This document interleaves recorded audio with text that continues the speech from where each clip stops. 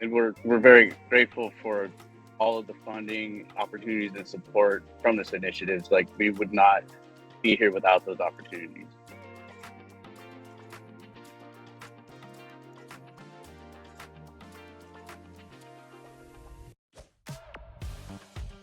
Hey, yeah, I'm John Bodker with California Health Collaborative. We're a statewide nonprofit CBO. We've been here since 1982, but this effort into the managed care space in CalAIM is a new effort for the collaborative. But yeah, we serve. We have traditionally, we're an old school grant funded public health organization. Working with grants in the communities out there, and so that's our background.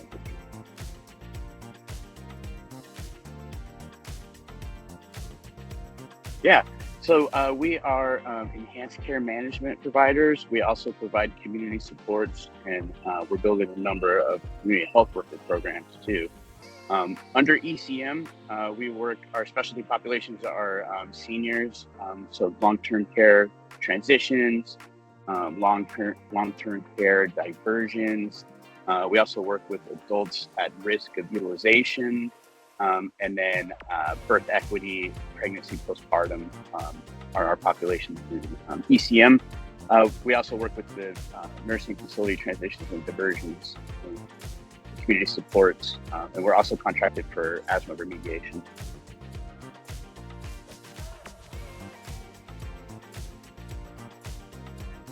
Yeah. And let me say that the technical support for these grants has been like incredibly responsive, incredibly helpful.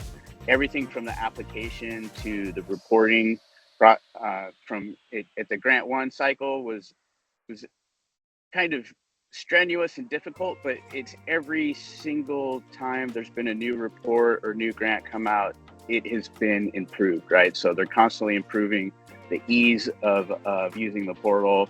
They're constantly improving the engagement and TA support, which makes it easy, and it keeps getting easier. So it's definitely noted and appreciated on this end.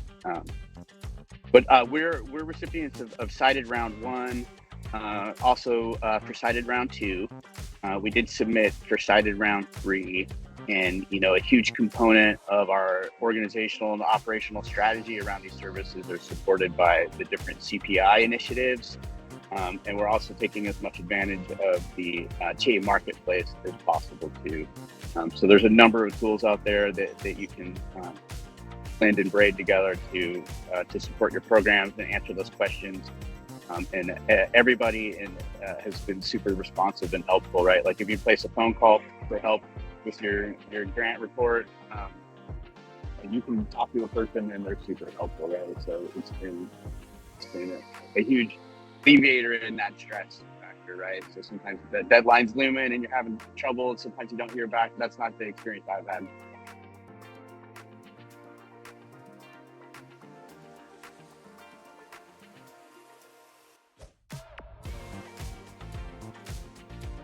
Yeah, everything's been very synergistic in the way this is put together. So the way so we're a nonprofit. We're very lean. We have been traditionally, right? So we don't have a large HR. We don't have, we didn't do large scale contracting. We didn't do claims. So a lot of these efforts and expansions into these new types of compliance are difficult, and a lot of these efforts are needed. A lot of like strategy and planning efforts are kind of needed up front. So a big part, so the TA marketplace gives a forum for you to get consultants, basically, to develop, or you can choose off-the-shelf projects that are tailored, for your operational needs. So we've used a lot of help with kind of like strategy and like behind the scenes type of support, kind of like marketing and outreach type of campaigns, and how to penetrate markets, maximize our market share. So a lot of that kind of thought and consultant support comes through the TA marketplace, whereas boots in the ground, infrastructure and technology are what gets funded through the past CITED and IPP initiatives, right? Without the CITED support, so CITED has helped us, get a software platform going that meets all of our needs for documentation, for claims, for reports, and so that the actual dollars for investments kind of come from that, and a lot of the strategy support. Plus, also through TA Marketplace, there's so many projects that I don't even know the full domain, right? But so we've gotten staff support, training for staff resiliency, healing centered engagement and things like that. So there's if you have a deficit in your organization to build your clients either at the street team or your admin team, that support's there also.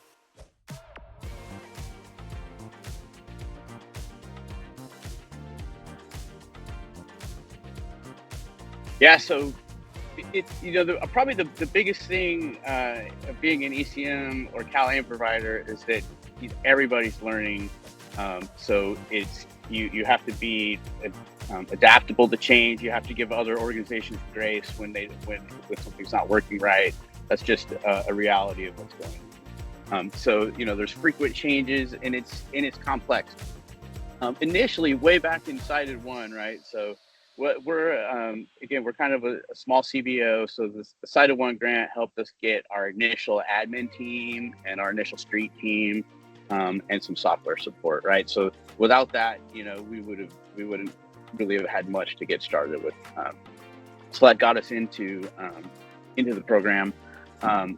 Contracting with the managed care plans is a significant barrier, right? So, but it's different with each managed care plan. So that was one of the first barriers we encountered and overcame. Some of the managed care plans have very lengthy, detailed contracting process. Others are much simpler. It just depends.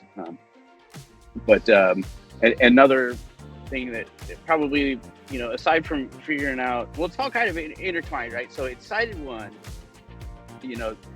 CalAIM was new, right? And, the promise was that, hey, this is a data-driven, program to deliver these new types of benefits. And the idea, at least that we were hearing, was that hey, there's going to be tons and tons of referrals. You don't really have to worry too much about it, right? So we didn't take into account the need to establish our own referral network and everything initially, right? We were just trying to get off the ground. We thought we would see a lot of referrals from the managed care plans. And it's not that we don't see referrals from the managed care plans. We just are learning, or we learned early on that we wouldn't be seeing enough to sustain our business model and what we wanted to accomplish. So that was really kind of a fundamental change on, our internal strategy of how to grow and thrive. So it's, really, we learned that we needed to focus long-term efforts on building relationships in each one of the communities that we're in and formalizing those. And then one of those biggest lifts is letting everyone know that these CalAIM benefits even exist still, right? So all of these steps, like the work to put together, to build a relationship in the community and ultimately get referrals out of it takes time.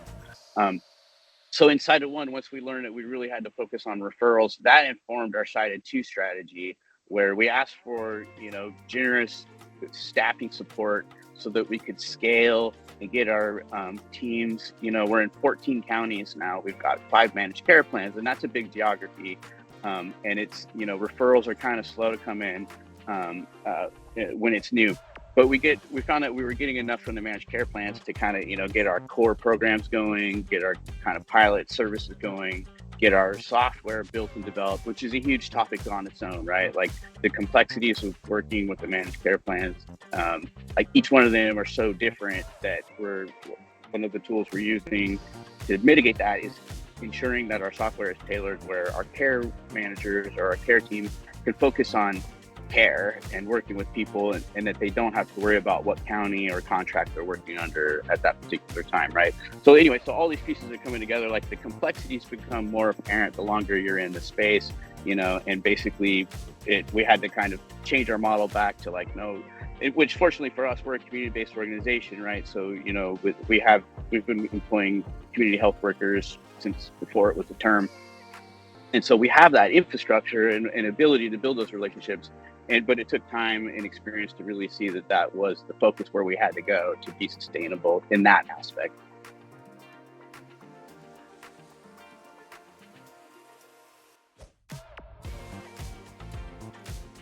Yeah, so a lot of our support is going, so again, so it takes a while for like the claims to start working and everything, referrals, claims, bouncing it, right? So we've got this, we're fortunate to have the salary support, that got our teams out there on the ground and building relationships, right? So, that's that first kind of, need was really building relationships, engaging the communities, bringing our community health workers and lead care managers up to speed to have a conversation, right? So if you're in this space for very long, it seems kind of simple at the surface level, but the more you try to talk about the benefits and how they work, the more complicated it gets. So there's a learning curve that takes time for people to get out there. But probably I'd say our one of our biggest successes, so we're starting to see the success stories come in from members, like overwhelmingly, like when these programs hit the ground. So you got to remember, we're working with seniors who have some kind of change in their functional status, and now they're at risk for going to a nursing home, right? That's a high need event, right? But we're able to now put these benefits together. So normally our model is referring out for other community supports, right? So that care manager comes in, we give a thorough assessment, we really try to understand this person's needs and where they're at, who their formal and informal supports are, and what they need, and then we leverage the community supports tools that are available and make referrals out. Those services in them on their own are things that most providers and most clients, haven't ever heard of, right? So just the idea that having a vendor come out and install a safety shower or a Hoyer lift or widen the door so you can get around your home, this is now an answer that will keep you in your residence and out of a nursing home, right? So that's been incredible to see, right? So it's like we've got lots of cases are like this where, they're on their way to a nursing home. We're putting together safety interventions. We're getting those extra IHS hours. We're connecting people to resources and keeping them at home. One of the exciting cases or I wouldn't say exciting, but like most effective cases we've had so far in the pregnancy domain, which is kind of new to us, being that the First Equity just got off the ground. But one of our first referrals came to us through 211, and she was a young mother that has 7 children. 2 of them were basically adopted. 2 of them have, high needs, autism. Ages range from 3 months to 12 years, and she was basically on her own. And so she found us through 211 for ECM, and we got that referral out there. And our care manager started working with her. And, they've been able to not only make referrals to the community supports, but solve a lot of the other problems, that aren't formal referrals. And that's really where that community health worker and knowing your community's effort comes in, right? So what she needed was help paying the electrical bill down, help finding supplemental childcare, help finding car seats for 2 of them, pack and plays, and things like that. So supplies in the home, right? So that's our care managers were able to put that together and make those supports in the homes, right? And that's making that was a huge impact and success story there, right? So we're in a space now where this mom's able to much easier look after a large family of small children with distinct needs. And so we're there taking that stress off. Other things that we've connected her to are mommy and me groups, like that's a social support group. A common statement for her is that with all these kids all day long, she was really thriving or seeking for that adult interaction and speaking to other moms and having that social level, right? So those are the type of like whole person care element that we try to bring to what we do. And in the pregnancies, that was just one of them that we've had recently.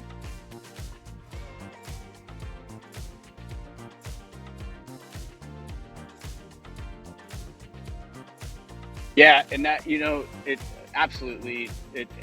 So our philosophy is sustainability, right? We're coming from a grant funded organization where, we're used to stretching pennies and making things work when it looks impossible. So, that's every dollar we accept, every initiative we tackle, every question we ask is, being informed by that need for sustainability moving forward.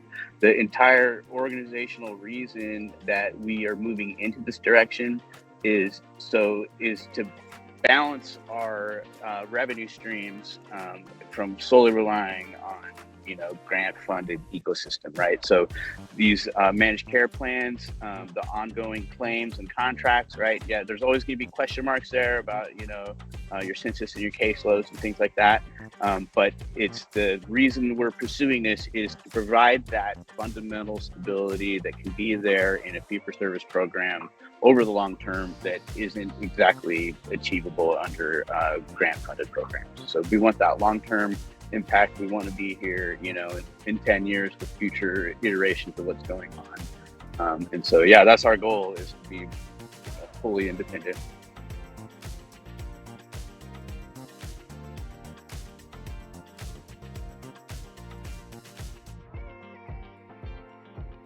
Yeah, thanks. So it has been, right. So probably that big first fundamental strategy shift we had was like really going back to that grassroots idea of building those relationships and spending that time, right? So one of the levers that we're trying to use to get to build more relationships is actually the community health worker service benefit, and so we're envisioning this as a way to engage more healthcare providers on a one-on-one level, and look for referrals for where those gaps in care are coming. And because we suspect that a lot of those gaps in follow-up and care are due to barriers like transportation, perhaps language, perhaps childcare, all those types of things, right? So what we're trying to do is build an ecosystem of services where we're using our CHWs to not only build relationships in the communities with the non-traditional providers like your food banks, your clothing closets, your support groups and things like that, but also bridging that into those clinical providers and trying to find people who are having gaps in care, and most likely, and trying to find ways to solve or overcome those barriers that are leading to those gaps that they're seeing. So that's been a pivot and kind of new way of looking at our communities and building and bridging those relationships with numerous providers. The geography has been a challenge for us too, right? So like we kind of centered in Sacramento and got going as pilot programs there, but now we span all the way from Tulare up past Sacramento to Placer counties. And as we get a foothold in some of these more rural communities, we'd like to keep expanding into some of the more remote, rural, difficult to staff, difficult to serve counties as we move forward. But yeah, so the local, the local providers, the non-medical providers, the physicians, and all the clinics, right? It's all of those pieces are part of that sustainability model of knowing our community, knowing what their incentives are, sharing how this program can reduce their workloads with particularly their complex patients, right? Telling that story, how you can help with their HEDIS scores, and identify gaps there, right? So anyway, so that's where we're going, hopefully with relationships and growth, but we're keeping our field teams busy.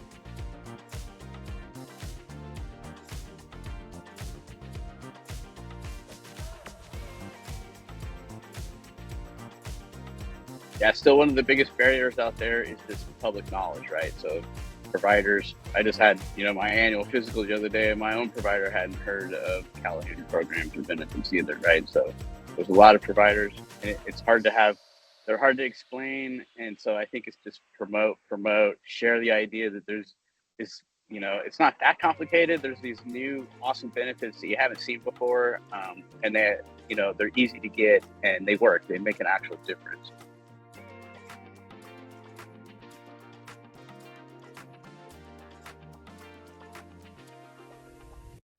Well, as a grant funded kind of nonprofit, I think we're really thinking there's a lot of opportunity for that CHW service benefit to kind of be like a value add to like a lot of what our grant programs do, right? So like if we've got a tobacco, or a youth-based sexual health program, things like that, what we're trying to get our software, contracting, and administrative infrastructure ready to go, so that we can kind of offer that as a tool to our grant programs, to give their CHWs capacity to financially support that program in other ways, but related to that same type of content. So I don't have specific models yet, but that's what we're working on trying to develop.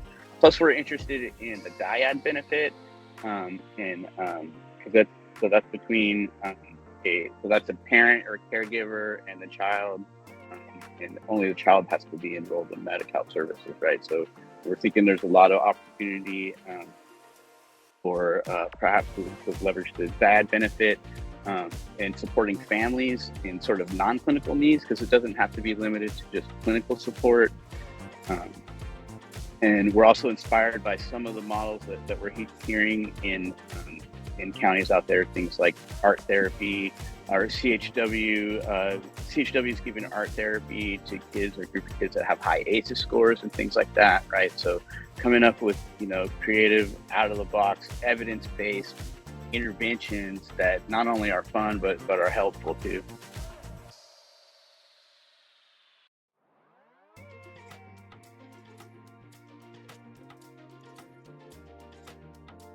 I would say our most frequent referrals are in-home safety modifications, medically tailored meals, extra IHSS hours, and housing help, right? So those are frequent. But what like gaps in care that we're seeing, particularly in pregnancy and postpartum, is basically that it's sort of like fragmented resources available per community. So when someone's leaving the home with a new family member, sometimes it's easy to find a car seat, a donated car seat or donated pack and play, nursing materials, formula, diapers, safety baths, things like that, right? So we find that it depends on the location, the geography, and the time of year, right? So sometimes, they just gave away the last batch of car seats last month, right? And you're waiting. So those are things that we would like to be able to solve, to make sure that everyone has access to when they're leaving, if they have gaps in those types of practical needs. Right now, there isn't a particular community support that would be that I can think of that would be a great way to provide those products to new families. I think that would be something interesting to see. I'd like to see something like that, similar to safety modifications for seniors, sort of like safety assessments and in-home support for the new families and toddlers, things like that. There's a lot of potential out there. There's a lot of new programs coming out. There's a lot of things that, they haven't, I think the benefits and the workflows and infrastructure hasn't really been realized yet. So there's an opportunity to shape that and use your creative side to come up with new programs and pilot new interventions.